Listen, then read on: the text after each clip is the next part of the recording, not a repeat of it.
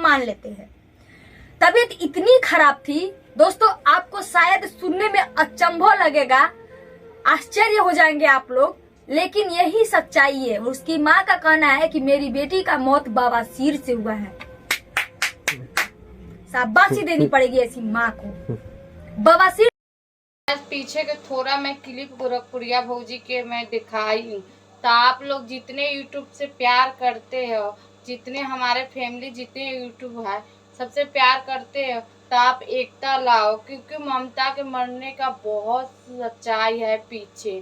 क्योंकि उनको कैसे मौत हुआ 1:30 बजे, विष्णु भाई के भाई गया है 10 बजे। कुछ तो मौत के पीछे राज है। और ममता के मरने के सच्चाई सब लोग क्या बता रहे हैं कि उसको बैसिर से मर गई।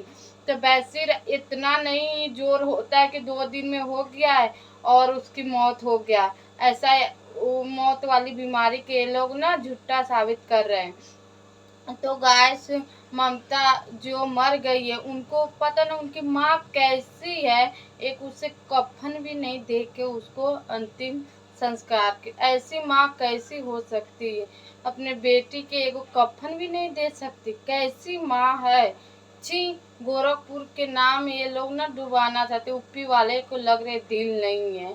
एक यूपी वाले बदनाम होते ना, सारे यूपी वाले के बदनाम किए जाते हैं, समझे न। तुम कैसी माँ हो, एक इंटरव्यू में तुम थोड़ा सा भी आंसू भी नहीं दिखा रहे अपनी माँ बेटी के लिए। तुम कैसी औरत हो, अपनी बेटी के लिए प्यार नहीं, सिर्फ पैसा को तुम लोग हवस हो।